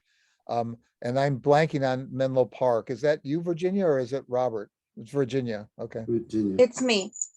So, I was thinking of setting up this meeting too with the city, especially in light of the 3-2 vote about the council just did on, El Camino and, you know, the dealing with bike lanes. And I just want to ask the chief, if anyone reached out to him about the traffic, these buffered bike lanes and traffic issues, like the removal of parking spaces, all of that. I mean, it was actually quite controversial. And I don't know how it will affect this decision will affect our response time, since El Camino is a primary emergency response route. So Mark, I mean, have you talked to, I don't even know who's there now. I mean, it seems like the city administration is kind of in So- transition. Director, probably about 4 weeks ago, I met the interim city manager, Justin Murphy, for coffee. And after that, we took a little walk down the Camino. And he was just talking about relevant issues. So I wouldn't say he reached out, but just the traffic and the bike lanes and traffic calming were all issues. I didn't take any position on behalf of the fire district, just listened. Okay, well, so I do think we should probably schedule a meeting with them. And I'm wondering, Chief, if you wouldn't mind reaching out to the interim city manager and trying to get that set up. That may be the best way to start this, given the situation with what's going on on El Camino. I will do that. Thank you. And I'll be watching whatever Anything happens. else to report, Virginia? No, oh, can y'all hear me? Yes. Do you have Okay. anything else to report? No, I think that really is the main thing. But I do think that, you know, we need to be very careful and watch over what happens with this issue. Thank you. And I'll work with the chief to get this meeting scheduled. Wouldn't you work with the Yeah, no, I liaison, mean, Drew- yeah, Drew yeah, Combs? but yeah, with Ray Mueller, who's the liaison, Ray. but I asked the chief to reach out to the interim city manager first. So we'll go through all the channels. Okay. And then County of San Mateo, Rob? No, I spoke to Warren Slocum. He had knee replacement surgery, so he's recuperating on that. And that's it. So I have a report. Okay, thank you. I needed to open my door. And let's then move to the ad hoc committee reports. We've already had the report on the Diversity, Equity, and Inclusion Committee. Anything, Jim, you last Yeah. reported on information about water companies. You were trying to generate that and so forth. Can you give us an update? Yes, I can. Late last week, Rob Solano and I had a conference call with Chief Lorenzen and Fire Marshal John Johnston on water issues specific to East Palo Alto and how they relate to the ISO rating. So John Johnston was going to go back and examine specifically, you know, were there water issues that were precluding us from attaining that ISO 1 rating? Then we'll go from there. But so when I get that information, I'll report that back to the board. I was just going to add, I know that we've certainly kind of pinpointed East Palo Alto as a problem. And I think at least one water company that serves East Palo Alto has said, don't look at us. We've got great pressure. But Who's as I that? recall, Menlo Park, particularly downtown, had some serious issues as well. And I don't know if that exists or not, and so forth. So I hope we can make sure that we deal with everybody here equally. Sure. because, Yeah, we're not, singling out East Palo Alto or focused exclusively on them, but rather the district as a whole. Okay. Chuck, Yes, Rob. one of the things that our fire marshal had mentioned to Jim and myself and the chief, which I didn't know, is that, even with a low water pressure from some of these hydrants, that's why we have pumper trucks in order to build up the pressure so it can be used in a fire. So that's why our fire marshal is going through the evaluation process with our ISO, the insurance rating. I think he said volume was more important than pressure, Yes, he did. but I defer to the chief on. Yeah, those are Chief? Not on my element. Chief? You want to That's comment correct. up on that, Chief? We can certainly augment pressures if we have proper volume with our pumpers. That's okay. Thank you, Chief. Yeah, and I, along with this is even as we increase these water pressures and so forth, the amount of building that's going on in some places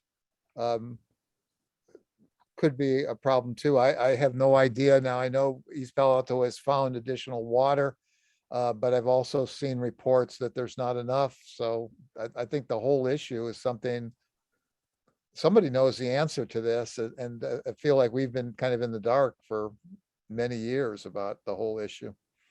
Well, there are several issues going on regarding water, and some are being cleared up and worked on. Some have to do with water quality, but also has to do with water pressure. We have mains, sometimes water, main just explode. So the pipes are very old in the city, and I know that when there are, God forbid, any major fire that goes on, especially with the new high rise, and that's part of some of the issues that with the Ravenswood Ravenswood Business Shores development over there in that whole area where USAR building is, being able to go up. I mean, the developer is trying to get to 4 stories, but the city is limited to 3. And even then, there's question as to whether water could be pumped up there from the water main. So that's an issue that the city is facing, not only there, but around other community areas, because their pipes are old. And I think when a gentleman came here to talk to the board from the county regarding the hazard mitigation report that he gave us, he mentioned about something about working at funds, trying to work collaborative with cities to try to go to the feds, I think, to try to get funds to help with some of the aging infrastructure.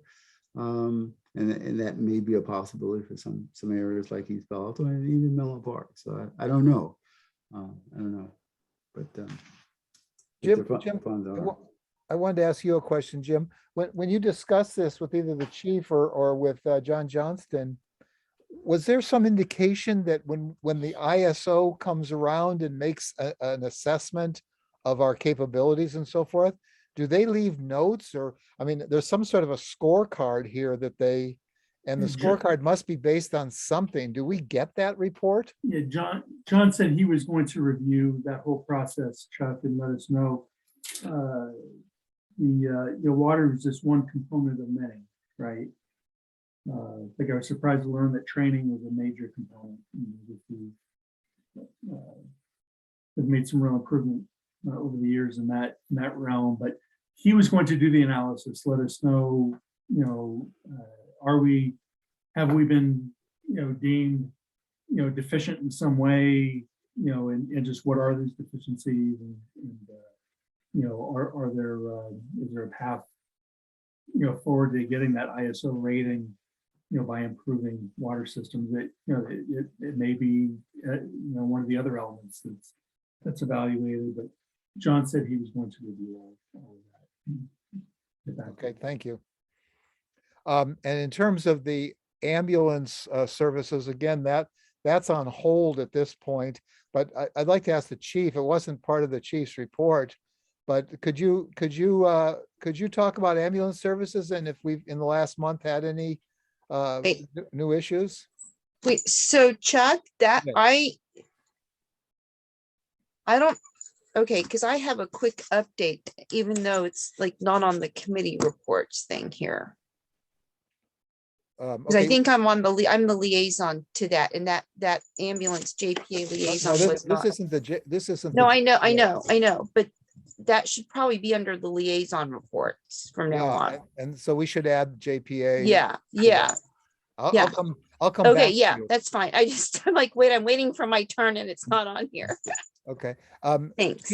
Chief, could you tell us about ambulance? Any problems? Director, yes, I did mention it very briefly at the end of the COVID report, and that was that we're not currently experiencing any negative impacts with our ambulance transport services, increased wall times or the issue we were having with BLS resources replacing advanced life support resources. So as it is right now, we're okay.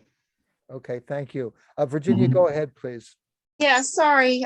Okay, so I spoke with the chair, or at least the current chair of the ambulance JPA at the committee. And it looks like the May meeting, Chief, just so you know, the May meeting is moving forward. That will be the next meeting. These meetings are quarterly. The January meeting was canceled and I was obviously very upset with that. So I think I've been told the May meeting is moving forward. I asked what the meeting would be about or would have on its agenda. And Mark, just so you know, I think it sounds like whatever y'all discussed in your chief's retreat with regard to looking at ambulance service in general in the county and how it should be deployed, that will probably be part of the agenda at this committee meeting in May. I don't know if they're going to bring in, that is it Contra Costa Fire or something like that. I don't know if they're going to bring them in, but something's going to come of that report that's going to be, I guess, reported out to this ad hoc committee or this JPA committee in May. So I'll report back in June about what happened in the May meeting. But I'm glad that the meeting's happening. Okay, thank you, Virginia. So let's just have any reports or requests of directors. I'll just go around as I'm looking at you on my little screen here. Robert, I'll start with you. Do you have anything to report as a board member? No, I think I don't say it enough tonight, so that's it. Okay, and Rob? Yes, thank you, Chuck. Yeah, I had prepared an email to you to put this on the agenda. And I'd like to read the email. Oh, We hang on have one that as sec. a, That's item number 14, 14. Rob. We'll come to that. It's on the agenda. Oh, okay, all right. Okay, but anything other than that? Rob, do you have anything other than that? Oh, no, Chuck, I'm fine, thank you. Okay, Jim, did you have anything? No, thank you. Okay, and then Virginia? No, I don't have anything, but I do want to make this JPA committee as part of the liaison reports moving forward. Yeah, I made a note to talk to Michelle to put that on there. Great, thank you. I don't have anything, president's report. So we'll move now to item number 14. And there is in your packet an email request from Rob. It's page 88 of the agenda regarding a vacant piece of land in Menlo Park. You want to present then, Rob? Yeah. So Thank you, Chuck. what we're discussing here is, we're not going to discuss the merits of the item, but whether this is something we would like to agendize. Correct. Correct. Okay. Yeah. I found out that the property that the Ravenswood School District possesses on Sheridan Avenue near Flood Park is up for sale and development. As you're aware, PG&E has canceled our training facility out near the Dumbarton Bridge in the Baylands. So we're in a critical time in order to try to find a site in order for our firefighters to be trained. So that's why I put it on the agenda, since it is a vacant parcel and it's up for sale. It's about two and a half acres, which is large enough for us to utilize that as a training facility. And Chief, did anyone from your staff go out to look at the property? Yeah, I went out there myself and looked at it from the two dead end cul-de-sacs, you know, just to kind of evaluate whether it would be feasible. Would it be a workable place for us to put a training facility there? Sure. I mean, we would have to do some due diligence. I mean, the size of that, it's Chief, an old Chief, I'm elementary. having trouble hearing you. Could, Got it. I'm moving closer and talking louder. And thank you. It's an old elementary school. as long as the chief was interrupted, I'll just remind you of Director Bernstein's caution that this is not to discuss the substance of the issue, but just whether or not to Oh. place this on an agenda. Got it. So it has, I don't even know what to do with that, Steve. So it has potential, right? There is some potential there. I will just say briefly, you know, Edison, PG&E has noticed us that we probably have 6 months to a year to probably vacate half of our site out at the Dumbarton Bridge facility. And given the option, we would probably choose to relocate the USAR training portion of that to someplace else. The live fire training that we do out there is really a perfect location, since it you know, there's a lot of black smoke that comes up, and generally we don't get any complaints just because of the, you know, the proximity to the industrial areas and in the bay. So we're talking about relocating, you know, our rubble site and all of our USAR props to a different location. Those could go, you know, virtually anywhere given enough space. So I'll stop there before I create any problems. Okay, thank you, Chief. And as Chuck said, it's not a discussion item. I just brought it forward in order for us to discuss it as a full board, as an agendized item. Well, let me just ask the chief then. Chief, in terms of an agenda item, if we make it an agenda item, we'll need a staff report. We might want to make it broader than just a single property, but have it be the idea of a relocation of a site. I'm not sure what the best way to agendize it would be. But would you recommend that we discuss this? Are you prepared to look into it and start addressing this issue, or is it premature from your perspective? That's a great question. I'm gonna have to check back with staff and see what position that we're in. I mean, for us, we were just noticed by 3-4 weeks ago about the PG&E issues, so I don't think we fully thought out next steps. Okay, any comments from the board then about whether this should be agendized, recommendations? Jim? Yeah, I think, you know, given PG&E has put us on notice, you know, I think it's just prudent for us to start evaluating alternate locations. And, you know, this, you know, just by virtue of its size and proximity to other district facilities seems to be a candidate. There may be others, but I think we should be evaluating this one. Okay, Virginia? Yeah, I agree. And actually, I will make a motion to put this on a future agenda. I think it's an important enough topic, and I think it's great that Rob, you know, I don't know how you found the property, Rob, but I think it's great. And I think we have, it's totally warrants discussion. So I'd like to make a motion to put this on a future, this item to discuss the purchase or lease of property for the possible replacement of the PG&E training facility. On, well, I don't know, can we put it on the next month's agenda, or is that too soon? Well, why don't you, I mean, why don't you just say, put it on a future agenda and we'll find out. Well, I mean, because we do have, I think, some time limitations, and so I don't want to have this thing pushed out. So I would Make say the by motion, huh? by June. How about by the June meeting? Okay. Is there a second for Virginia's motion? I'll second it, Chuck, but I think as Virginia said, I think it needs, or you did, that it needs to be done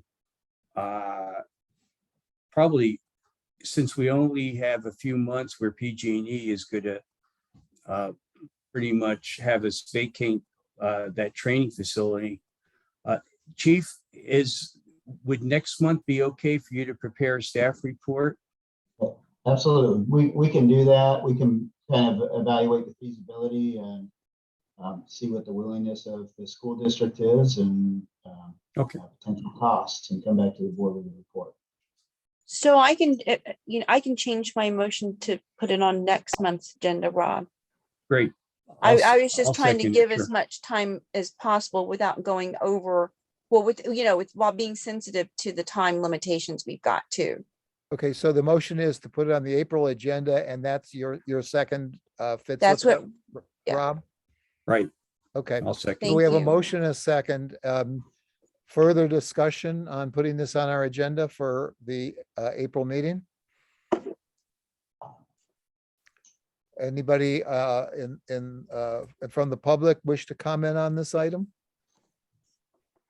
I'll ask if any member of the public wishes to speak on agenda item number 14, please use the raise hand feature at the bottom of your screen, or if you called in from a landline or cell phone, please press *9 now. Michelle, there is a Renee Spooner who has raised her hand.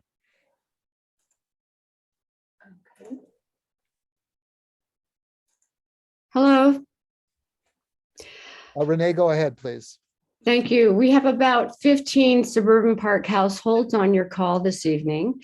We are extremely interested in understanding the fire board's perception of what this parcel of land would become if it was not to be used for a training facility. What would happen and how would services be provided to anything that would be developed in it? There's a proposal for some high density housing as part of the Menlo Park housing element. So you have an extremely captive and interested group of citizens in this 244 home development immediately adjacent to what the city refers to as opportunity site number 8 on the housing element, number 38, excuse me, on the housing element plan. So we would welcome having a meeting with Chief Lorenzen and anybody else from the fire board who would love to hear our concerns and questions, that especially in understanding what kind of practices happen with your training sites, as well as what would happen if there was a development to be here. Let me just caution, I think, I assume Rob has already spoken to you, Renee, is that correct? Oh, I speak with Rob from time to time. Okay, well, let me just stop there. Just because of Brown Act things, we couldn't have more than one other board member Sure. speak to you. And I just want to caution you that since this is something we're going to put on an agenda, Mhm. I just want to make sure that we don't do anything that would be a violation of the Brown Act on Of course. that. Stephen, would you like to add anything to what I've just said? No, it sounds like people are going to be interested in this topic, so it's good that it's going to be discussed at a future agenda meeting, a future public meeting, and the interested public can attend and participate fully at that meeting. Okay. Terrific. Thank you. Yeah, I think it would probably be better if for the time being that you didn't speak kind of serially to a variety of board members, because I think that could present a problem. So the chief, though, is available, and I would direct your attention to contacting him. Okay, we'd be happy to. Thank you. Robert, Is there an address to this property? It is immediately adjacent to Sheridan Drive. One moment, please. 308 Sheridan. 308? Thank you. And it's surrounded by Flood Park and the Haven Family House from Life Moves on Van Buren. Okay, got you. Okay. Thank you. are there any other members from the public who would like to speak to this?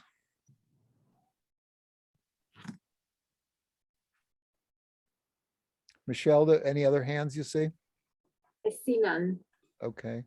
Robert, you still have your hand up. Did you have another comment or? Oh, it's just my slowness in putting it down. Okay, that's fine. Any other comments from any board members? Okay, so we'll take a vote on this. Michelle, if you'd call the roll call, please. Director Jones, Aye. Director Crawley, Aye. Director McLaughlin, Aye. Director Solano. Aye. Director Bernstein. Aye. Okay, 5-0 to be on our April agenda. Thank you all. Thank you, Rob. Thank you. We then had, and I asked that this be put on the agenda. I had a communication from Jim Lewis, who is a longtime board observer. And he asked me to consider appointing resident representatives to serve on board standing committees. Back in December, when I was making a recommendation to the board that was acted upon at our January meeting, I did not recommend any or recommend any resident representatives. As I recall, we had not had any for the 2 years prior either. It seemed that while our board policies were permissive regarding this, that is that we were allowed to have resident representatives, but we weren't required to have them.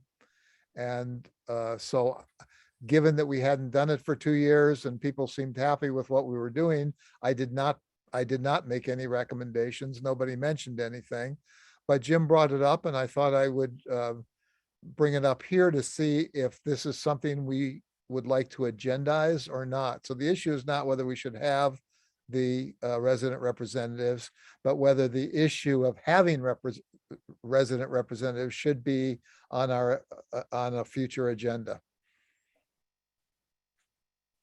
Anybody want to comment on that?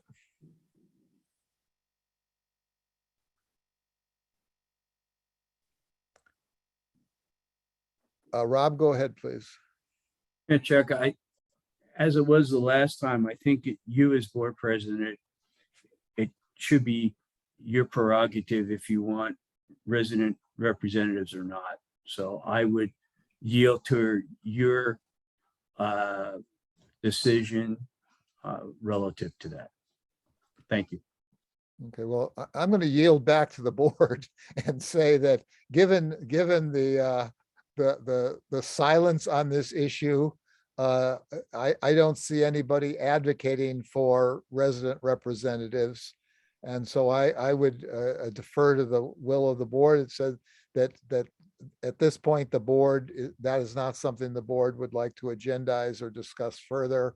And so I expect to leave it as it is. In other words, I'm not going to take any I couldn't take any unilateral action anyway, but I don't plan to put it on the agenda. And I'll get back to Jim and just say that at this point, there didn't seem to be any board interest in doing that. So that's the last item on our agenda. We now can turn to public comment number 3 for anything. Any comments from anybody? Michelle? Again, I'll say if any member of the public wishes to speak on any items not listed on the agenda, please use the raise hand feature at the bottom of your screen, or if you called in from a landline or cell phone, please press *9 now. And last call for public comment. And Director Bernstein, I see none. You may continue. Okay, well, I'm going to move then toward adjournment. Any last comments from any board members on anything before? I'm not going to ask for a motion. We don't require one. If there's nobody else has any, there's nothing on our agenda and nobody has anything further to say, I'll just adjourn the meeting until our next meeting on April 19th. So thank you all for attending. Thank you, staff, for the support. And we'll see you in a month. Thank Good night, you. all. Thank you. Right. Good night.